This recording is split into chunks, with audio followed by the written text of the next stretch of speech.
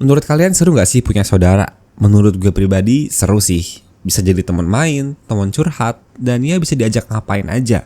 Apalagi kalau saudara lo ada 7 biji. Contohnya kayak MC kita yang satu ini. Kenalan dulu yuk, namanya Arata.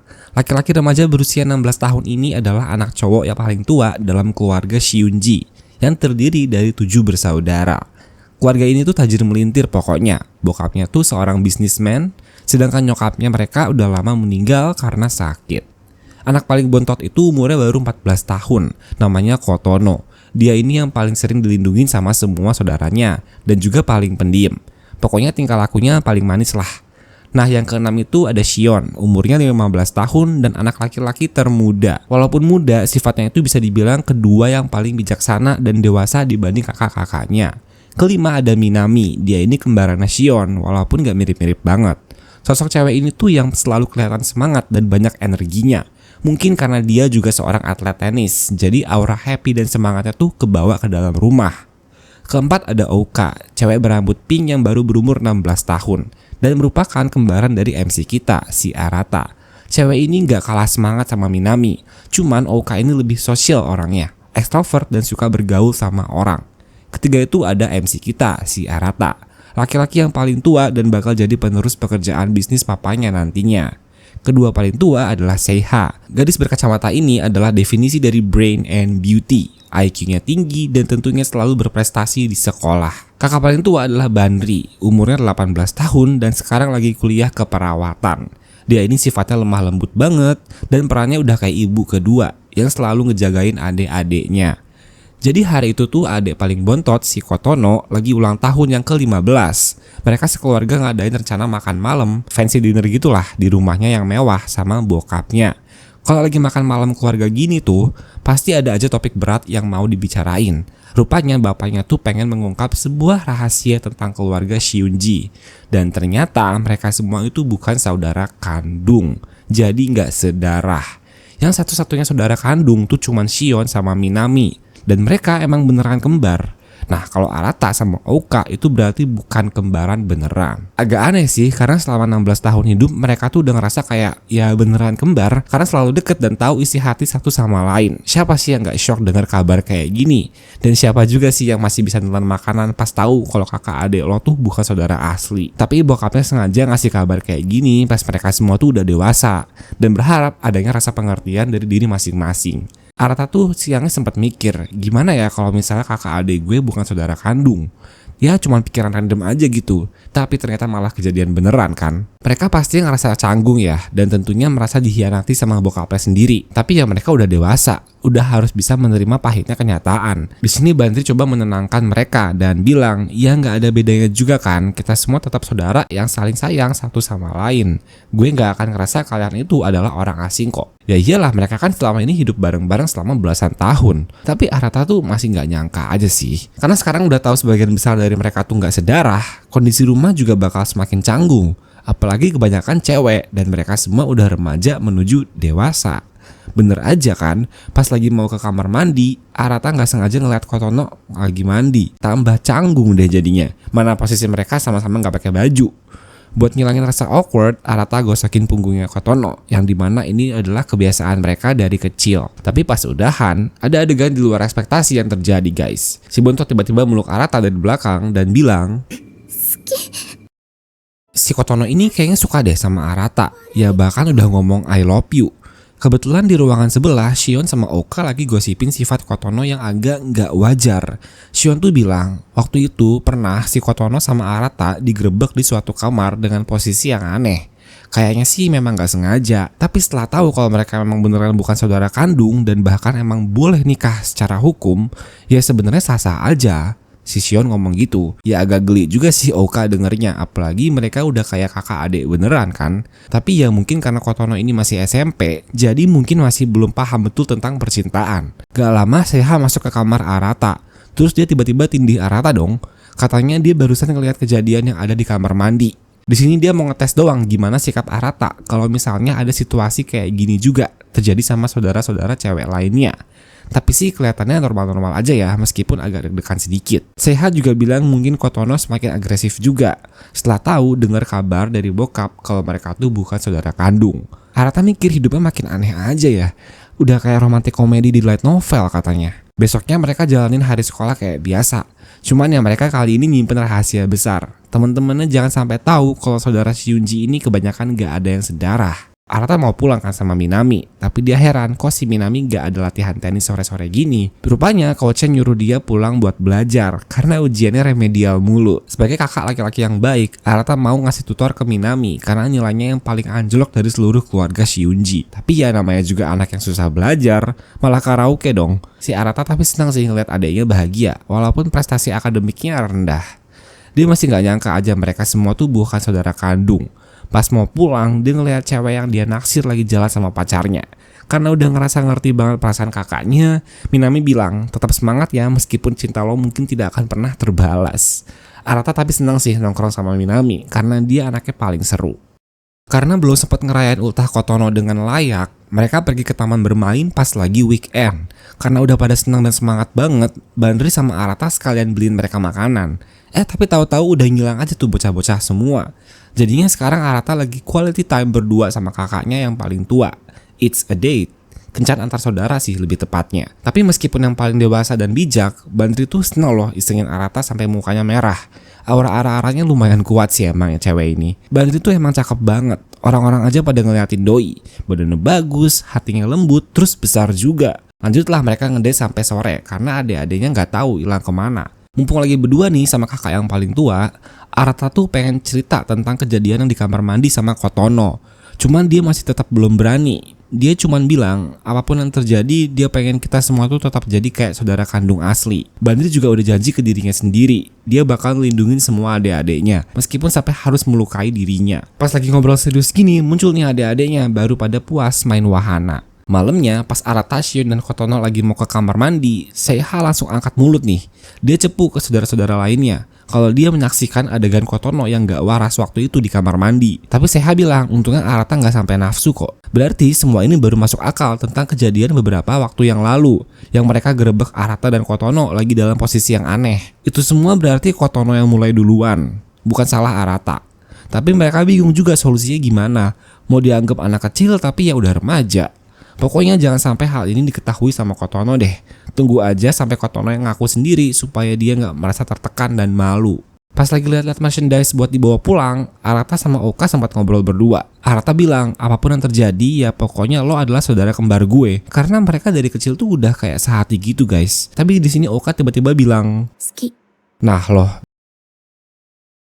Tapi ternyata enggak ya guys. Maksud Oka di sini tuh dia sayang sama Arata ya layaknya saudara kembar. Sebenarnya padahal mah aslinya naksir beneran cuy. Cuman dia nggak mau bilang supaya situasinya nggak makin canggung aja. Arata lega kan pas tahu kalau I love you-nya Oka cuman sekedar platonik, bukan romantik. Tapi di situ ada satu orang saksi guys. Si Minami nggak sengaja dengar perkataan cinta Oka tadi. Besoknya pas Minami workout bareng sama Arata, sebenarnya Minami tuh mau bilang kalau dia dengar percakapan semalam, tapi ya nggak berani juga kan, takut makin canggung aja. Urusan Kotono aja belum kelar, masa ini ada lagi yang baru? Ya udahlah katanya, gue pendem sendiri aja apa yang gue lihat gitu. Siangnya Kak Bandri ngajak Arata buat ngedate, tapi kocaknya malah ke counter HP nggak tuh. Kak Bandri bilang udah saatnya Arata tuh ganti HP yang jenisnya kekinian lah. Arata nggak peduli mau pakai HP jenis warna apa, yang penting fiturnya oke aja. Terus Bandri nyeletuk kalau pemilihan HP kita tuh bisa disangkut pautkan dengan preferensi kita terhadap pasangan juga loh. Kalau lebih suka desain HP, berarti orang itu lebih mengutamakan wajah pasangannya, cakep atau enggak. Tapi kalau lebih mempermasalahkan fitur lengkap HP, ya berarti orang itu lebih mementingkan personality dari pasangannya. Gitu sih katanya. Ya kata-kata Kak Bandri ini lumayan bisa membuat Arata termenung sejenak lah. Itu berarti sebenarnya dia mencari pasangan yang memang sifatnya oke buat dia. Nggak perlu wajahnya cakep atau enggak. Karena udah semakin sore, abis makan es krim, Kak Bandri harus balik karena ada urusan. Rupanya alasan kenapa Kak Bandri tiba-tiba ngajak kencan Arata tuh suruhan dari Minami. Minami nyuruh Kak Bandri buat jalan sama Arata dengan harapan si Arata mau cerita tentang kejadian malam itu, yang dimana si Oka menyatakan cintanya. Ya tapi kayaknya di sini Arata juga nggak mau terbuka sama Bandri. Mungkin Minami cuma salah denger aja kali ya. Gak mungkin juga kan Oka ngajak Arata pacaran. Tapi dia malah salah kirim pesan. Bukannya ke Kak Bandri, malah ke grup cewek-cewek. Gak sempet dihapus, ternyata Kotono di situ udah baca WhatsApp grupnya duluan. Nah loh, gimana ini? Abis makan malam, si Seiha tuh kayak termenung sendirian gitu. Arata nanya, dia kenapa? Pokoknya kalau ada apa-apa cerita aja sama abang gitu. Bukannya curhat, si Seiha malah ngajak Arata main Twister. Ini udah ketebak sih posisinya bakal kayak gimana. Seiha tuh masih penasaran sama perasaan aneh waktu dia timpa Arata tempo hari.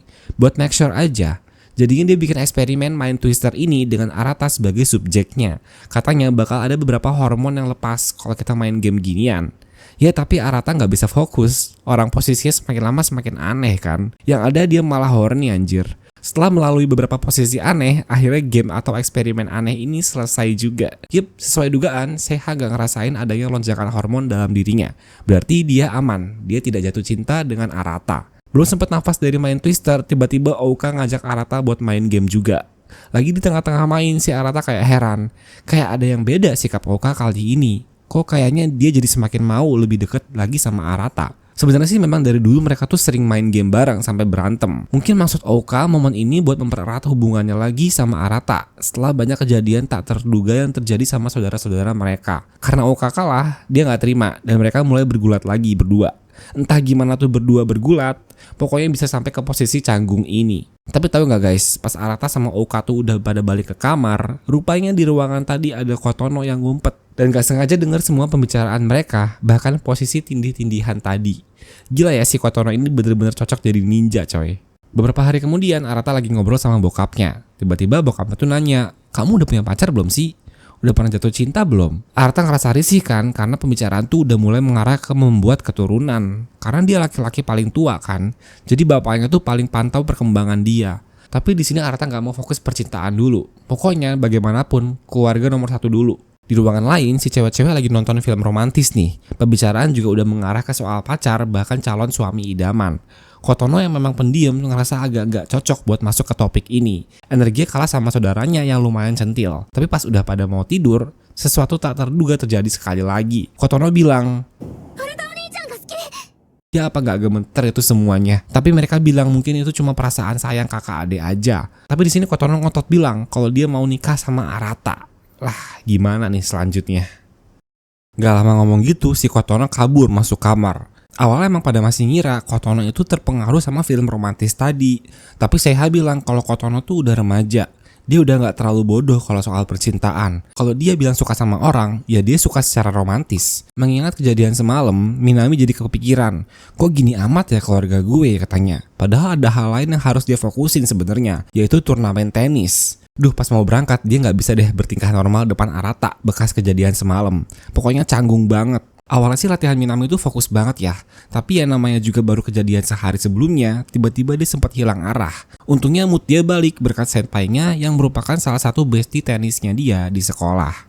Senpainya bilang karena udah mau lulus, mungkin turnamen tenis kali ini tuh jadi yang terakhir buat dia. Bahkan mungkin dia nggak akan main tenis lagi karena keluarganya nyuruh dia buat fokus kuliah dan karirnya. Dengar ini, Minami janji bakal menangin tim mereka dan bawa pulang 1 medali emas yang terakhir buat senpainya. Langsung deh dia pulang-pulang exercise dengan intens. Tapi fokusnya hilang karena Arata tiba-tiba masuk ruangan gym. Arata tuh khawatir tentang kondisi Minami, soalnya kaki dia tuh cedera. Si mbak pelayan rumah waktu itu ngeliat Minami lagi ganti perban kaki di kamar mandi, terus cepu ke Arata. Si Arata nggak tega kan? Dan dia mau bantuin Minami buat exercise. Meskipun lagi cedera, Minami ngotot pengen tetap main. Karena sebetulnya dia kan tim inti dan pengen banget jadi pemain yang bisa memulangkan medali emas buat senpainya. Besoknya turnamen udah mulai nih. Performa dan skill Minami gak main-main di sini. Dia kerahkan seluruh kemampuannya buat bawa timnya ke babak final. Meskipun begitu, cedera kaki Minami makin parah dan kayaknya senpainya nyadar nih. Buat persiapan final besok, Arata nanya kondisi kaki Minami. Katanya baik-baik aja sih.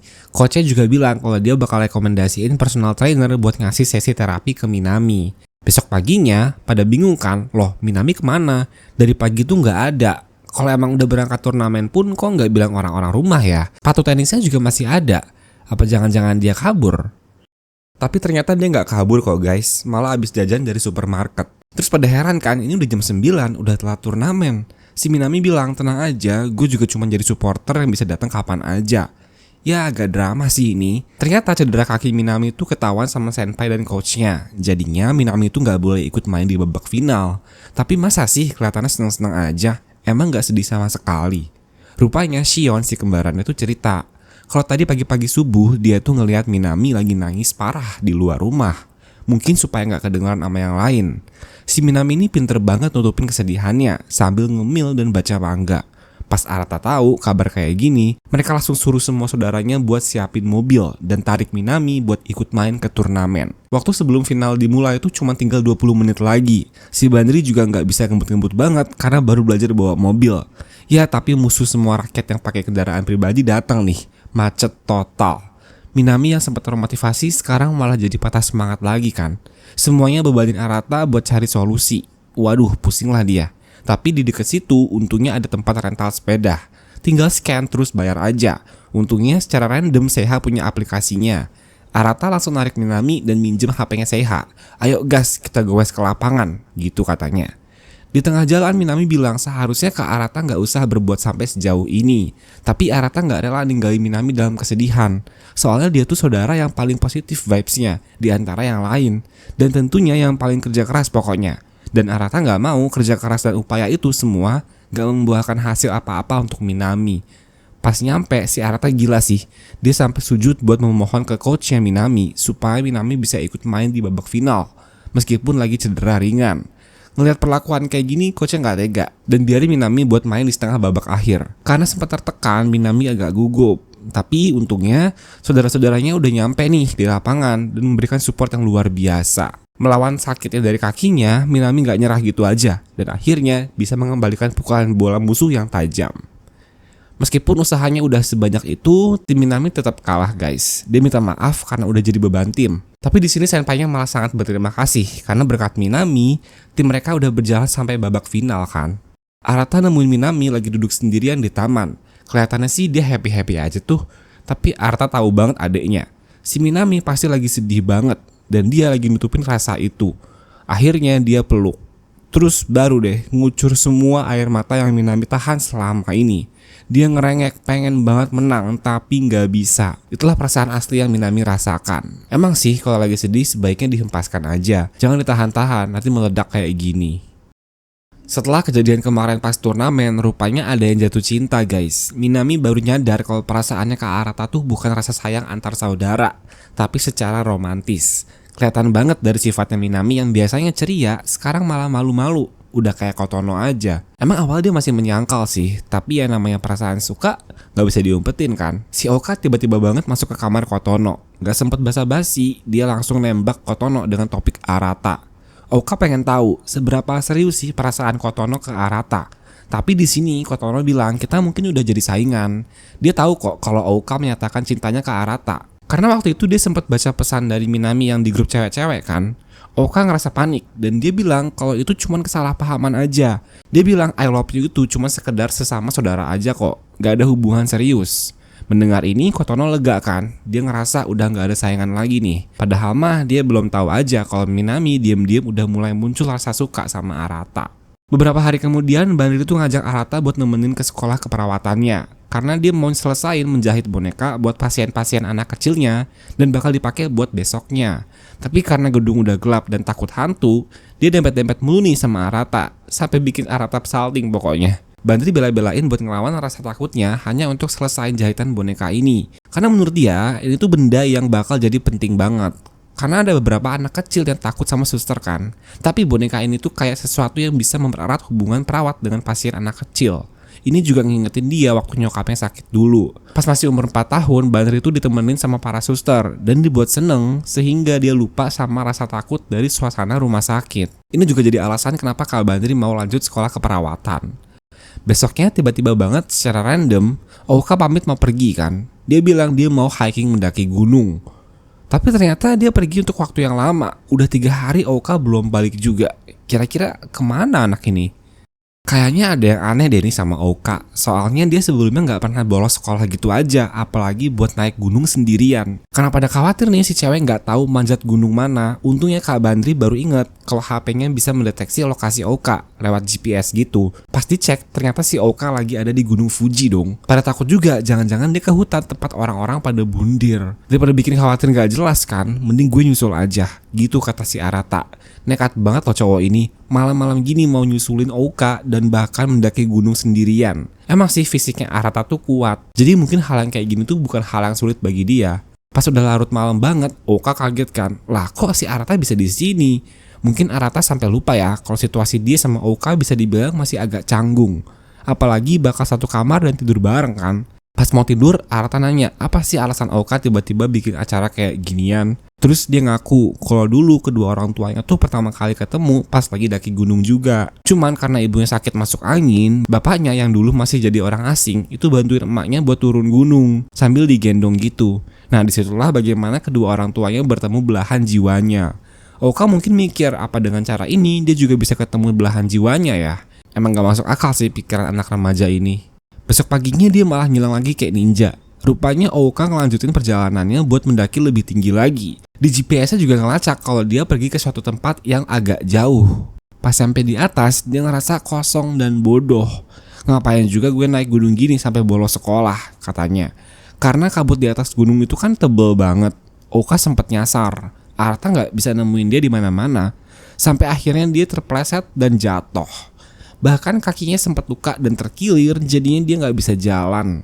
Karena jatuh, HP-nya juga nggak dapet sinyal dan udah nggak bisa dilacak sama orang-orang rumah lagi. Cuaca juga nggak mendukung, pas itu malah turun hujan. Tapi untungnya Arata berhasil nemuin lokasi Oka. Gila sih lu Oka, beruntung banget punya kakak kayak Arata.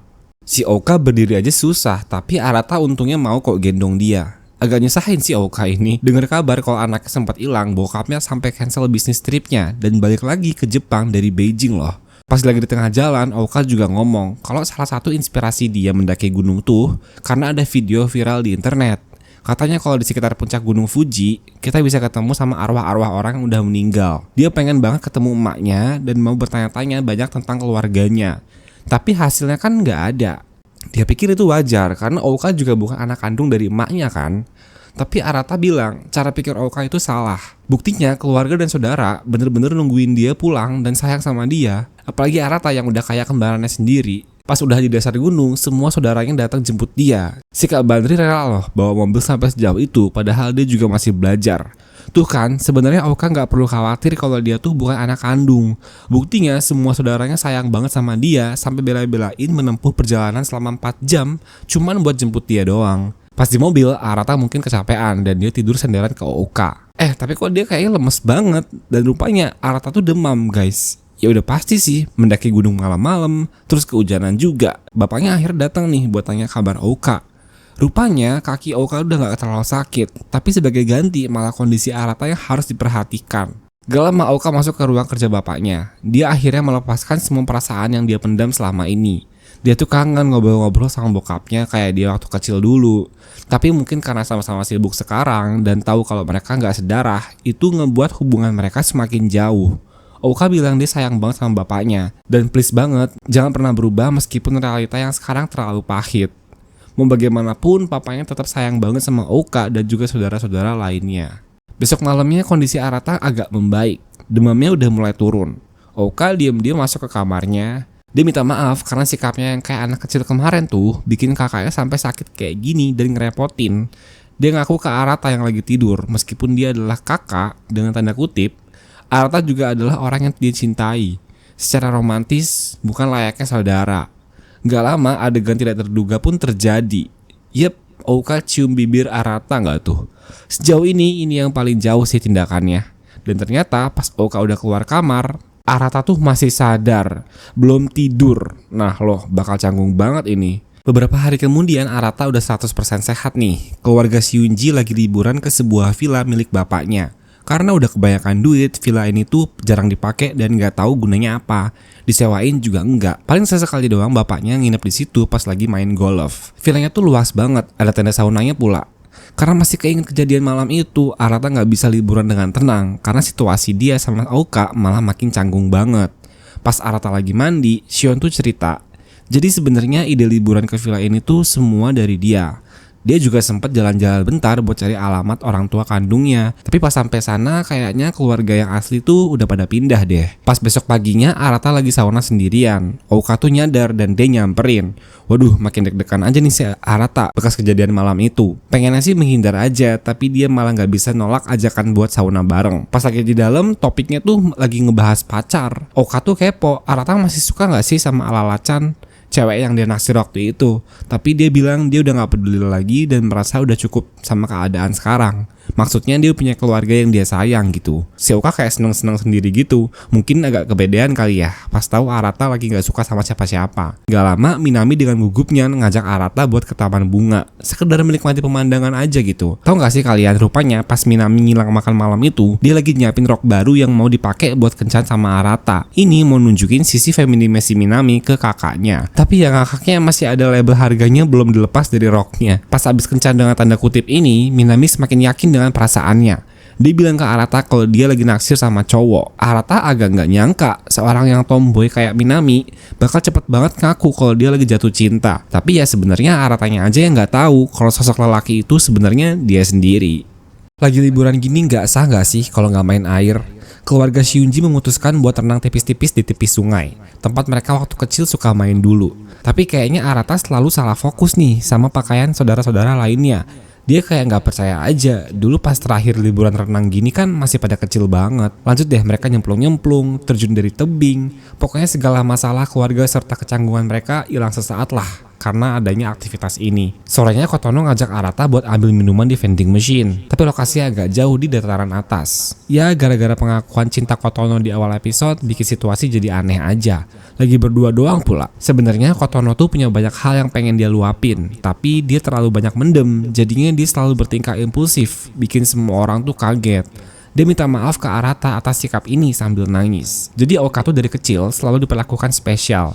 Kayak contohnya, bagi-bagi tugas rumah aja pasti dia yang disuruh santai. Perlakuan kayak gini tuh yang bikin Kotono merasa tertinggal dari yang lain. Pas malam mereka melakukan aktivitas waktu kecilnya lagi nih, yaitu ke acara candlelight di gereja gitu.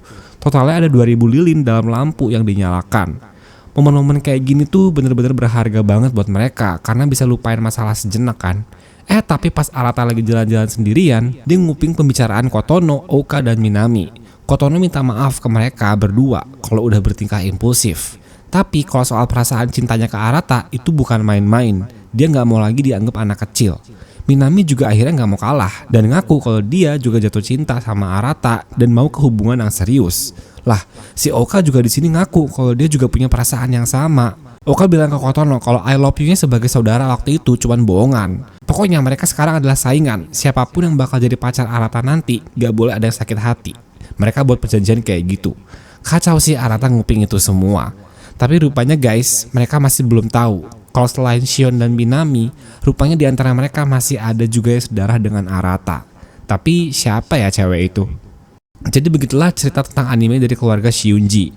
Jujur gue pribadi masih penasaran sih sama kelanjutannya. Kira-kira Arata bakal pilih cewek lain atau malah saudaranya sendiri yang dia jadikan pasangan? Kalau kalian tim Arata dengan siapa nih? Dan di antara saudara Shunji, siapa waifu favorit kalian? Terima kasih atas waktunya. Kalau suka silahkan banget pencet tombol like dan subscribe. Karena gue akan upload weekly, so I will see you guys next week ya.